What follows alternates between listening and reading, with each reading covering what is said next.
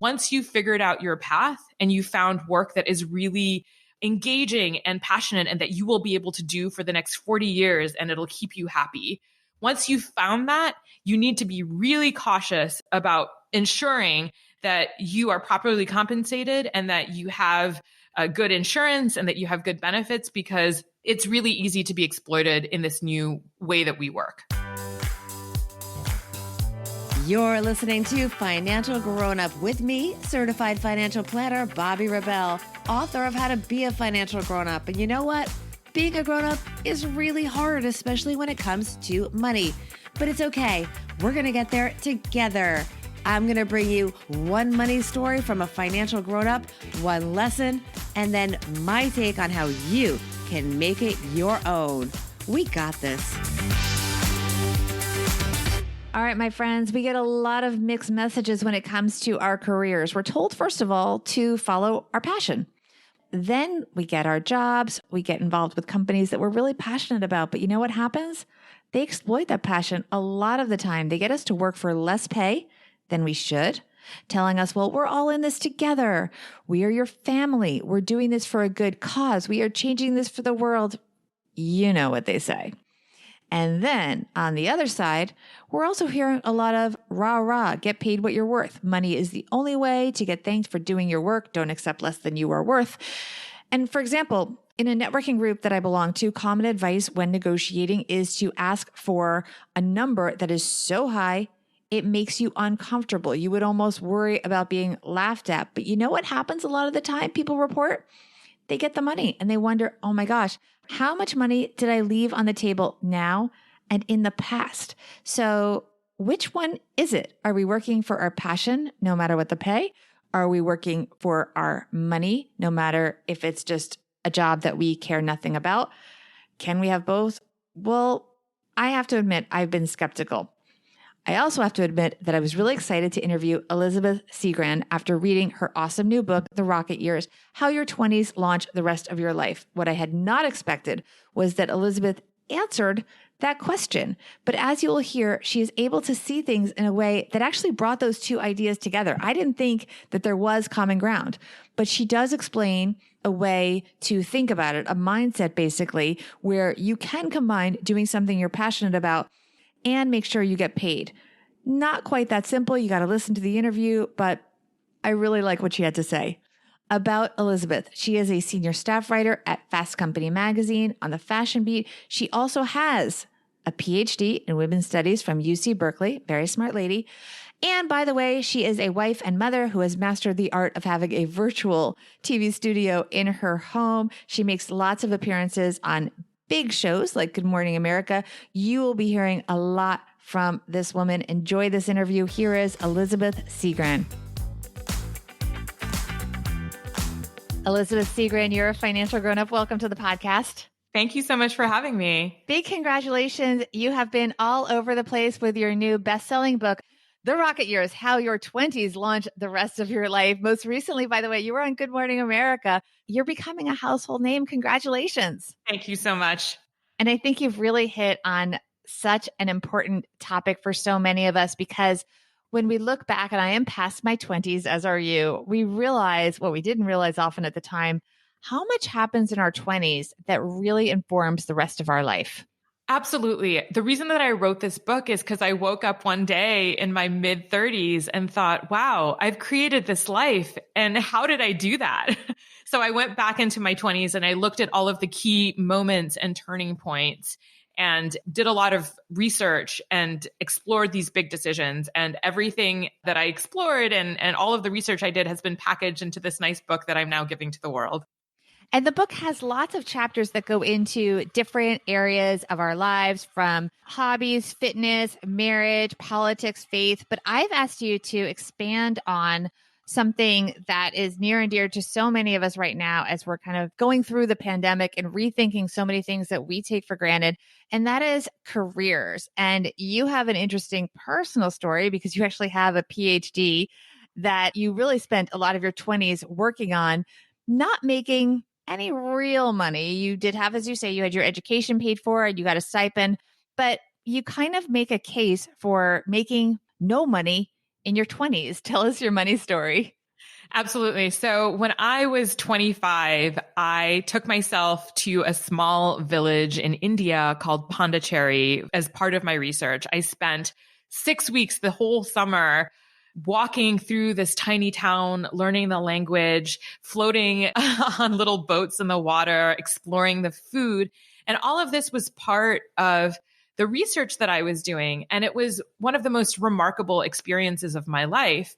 But what I'll tell you is that I had very little money in my bank account, and I was spending my 20s gathering all of these experiences, trying to figure out, what I really wanted from life. And throughout that process, I wasn't making any money. And how did you feel about it at the time versus how you feel about it now? So people often ask me, was it valuable for you to go do a PhD, especially since, as I explain in my book, I entered the job market in the middle of the Great Recession. There were no jobs in my field. And so I had to rethink what I wanted to do. And I eventually became a fashion journalist for a business magazine called Fast Company. And I also, am now a writer of books. And people are like, what were you doing? Did you feel like it was a waste of time? And my answer is always absolutely not. For those of us who are in our 20s and 30s, so millennials and Gen Z, it is far more important for us to find work that aligns with our values, passions, and identity than to think purely about compensation. And that sets us apart from our parents' generation, who were primarily interested in work that would pay the bills and that would give us some sort of social status in life. For those of us who are in our 20s and 30s, we know that we're going to be working for 40, 50 years. And we know that that work is going to take so much from us. And so it is so important for us to spend our 20s figuring out what that path is. And for me, that was being in this tiny village in India. I didn't make a lot of money in those years, but I did get a very clear sense of what I value and what I want to be doing with my life.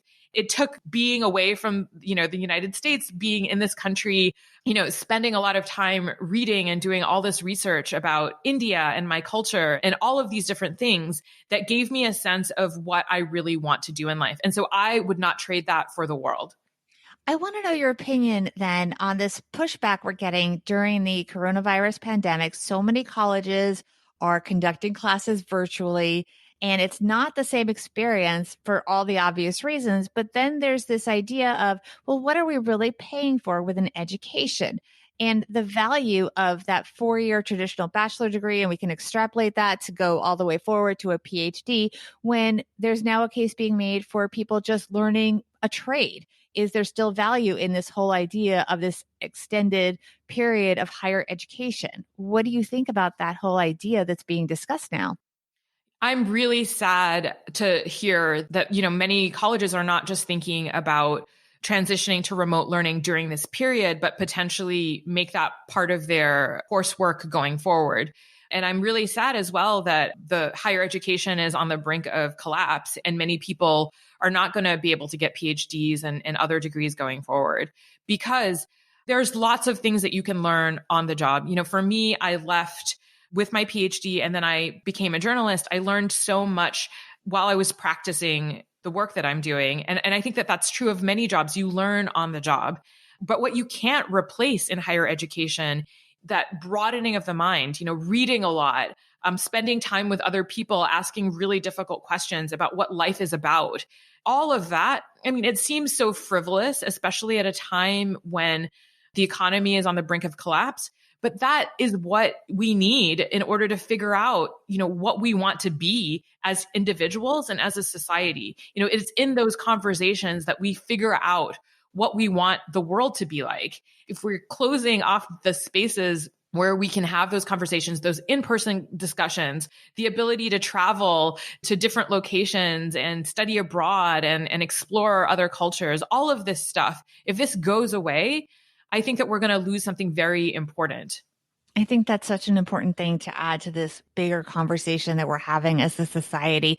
Going back to your personal story, what is the lesson for our listeners from your story?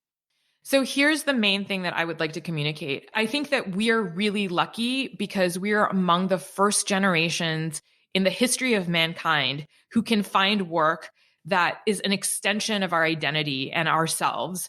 There's been this ideal of finding your dream job throughout history, but for most of time, people didn't have the ability to actually do that kind of work, right? Like for most of history, you had to be a farmer because that was the only work available to you, or you had to learn a trade among a very small number of options that was out there. And even for our parents' generation, this notion was crystallizing, but the data shows that most people were still mostly interested in finding work that paid the bills. That is not true for us. We have the opportunity to find work and pursue work that aligns with who we are. And that is a huge gift. So I think our 20s should really be spent trying to figure out what that work is for us and being patient with ourselves and going on these winding journeys to find it. Now, the data shows that 50% of people will eventually find work that is not just merely satisfying to them, but that exceeds their expectations. So this is amazing news. Most of us will eventually find work that really makes us happy and really aligns with our identity. Now, the flip side to that is that it is really easy for employers to exploit workers who are working primarily out of a sense of purpose and out of a sense of passion rather than trying to find good compensation, right? If we as workers are pursuing our work because we're passionate about it, it's really easy for an employer to say, well, that is compensation in itself. We're not going to pay you that much. Or you're enjoying being part of the culture at this company. As a result, we're going to not compensate you enough. That is the downside to this new philosophy of work. And so the advice that I would give to people is once you've figured out your path and you found work that is really engaging and passionate and that you will be able to do for the next 40 years and it'll keep you happy. Once you've found that, you need to be really cautious about ensuring that you are properly compensated and that you have good insurance and that you have good benefits, because it's really easy to be exploited in this new way that we work. Very well said. And that's also great financial grown-up advice that when you get a real grown-up job with real responsibilities and you're expected to be showing up on time, doing all the work, it's important to get paid appropriately. And that brings us to your everyday money tip, which is very appropriate because a lot of people are looking for jobs in this environment. And hopefully it's only in the short term that these jobs will be virtual. And so your money tip has to do with what to look for and not get fooled when you are looking at a job offer. So when you are considering taking a job, I would really caution you not to get distracted by shiny things that an employer puts in front of you, like, oh, we have unlimited cold brew coffee on tap, or, we have an amazing foosball table that our employees use, or we have nap pods. I think it's really easy to get sold that this is a company that really wants to create an amazing culture and make you feel at home and all of that, because what you really need to be focused on is what is the salary that they're paying you? Is it on par with the market? Are you going to negotiate to make sure that you're getting paid appropriately? What is the benefits package like? I think it's really easy for brands to try and convince you that the work that you're so passionate about and the culture of the workplace that you're looking at is more important than your salary. And so you just need to not take the bait. Very well said. I mean, I think that so many people get told that where they work is their family and blah, blah, blah. But the truth is, we're both older and we've had different jobs. When you leave a job, you may keep in touch with a couple of true friends that you've made there. But for the most part, you learn they're not your family. They're your coworkers. And that's great. And you should have a great relationship with your coworkers. But at the end of the day, the way the companies say thank you is really by paying you, right? Absolutely. So in my case, once I figured out that I wanted to be a writer, it took me a long time to figure that out. I was in my early 30s when I made this career switch. Once an employer wanted to bring me on as a full-time staff worker, I was really very firm in my negotiations about my salary and my benefits. And that has helped me, over the past 7 years that I've been a journalist, being fairly compensated for this work has made my life so much better. I feel so good about the work that I'm doing because I'm both passionate about it and I don't feel exploited. And so I think that that's a key learning for me. Very important, and very important, certainly in any media related profession. Speaking of media, your book is awesome, getting so much press. So I know people are already hearing about it, but tell us more about the book and where people can find out more about you. Well, thank you so much. Yes, it's a book about the big decisions that we make in our 20s and how they play out throughout the rest of our lives. And I would just like to say that it's actually a very encouraging and uplifting book, particularly in a time like this. I have so much hope for the generation that is coming of age during the Great Recession. I think you have an incredibly bright future. And you can pick up the book anywhere books are sold. I would encourage you to pick it up at your local independent bookstore, but it's also available on Amazon. Thank you so much. And what are your socials so people can follow you there? So follow me at Liz Segran on Instagram, on Twitter, on all the socials. I'm there for you. Thank you so much. Thank you so much for having me. All right, my friends, here we go. Financial grown-up tip number 1. Elizabeth is adamant that we not allow ourselves to get exploited, and she is so right. But she also makes sure that we know that you have to be deliberate in the industry that you choose to join, because we can only control what we can control, which is our own choices for the most part. We can't change an entire industry's pay scale or the number of jobs that there are in the industry. I mean, she learned that pretty quickly about the academic world. So you can read more about this in her book, but she goes into her decision to leave academia, where only a small fraction of PhDs, and yes, she spent years getting one, actually work there making a grown-up salary. So rather than just keep fighting what is a harsh reality, but is reality, she went into a field that she also loved and where she was able to negotiate the right compensation for the work. And so she is doing something she's passionate about, and she is getting paid. Financial grown-up tip number 2. Cut your losses.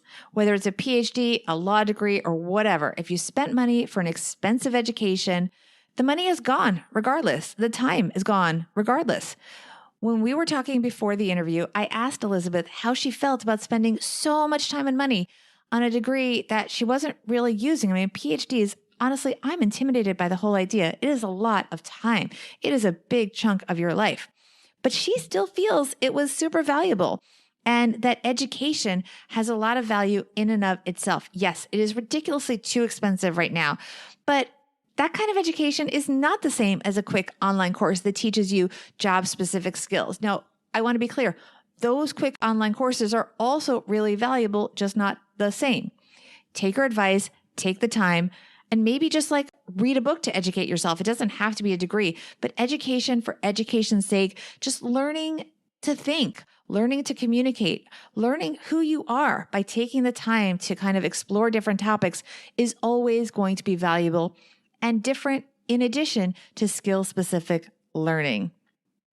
I would love to hear your advice from when you were in your 20s, or your advice for your peers if you are still in your 20s. DM me on Instagram at BobbyRebel1 or on Twitter at BobbyRebel. And a reminder, this podcast is free. I love doing it, but we work really hard on it. By the way, I don't do this alone. I have an incredible team. Hi, Steve. Hi, Ashley. Everyone else. The only thank you that we ask is that you share it with friends and help us help more people. So please spread the word, share on social media, share a link from wherever you listen to this podcast. It's super easy. And maybe even if you have the time, leave a review.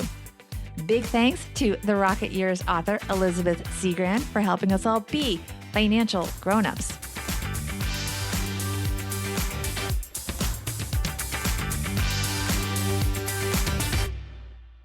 Financial Grown-Up with Bobby Rebel is edited and produced by Steve Stewart and is a BRK Media production.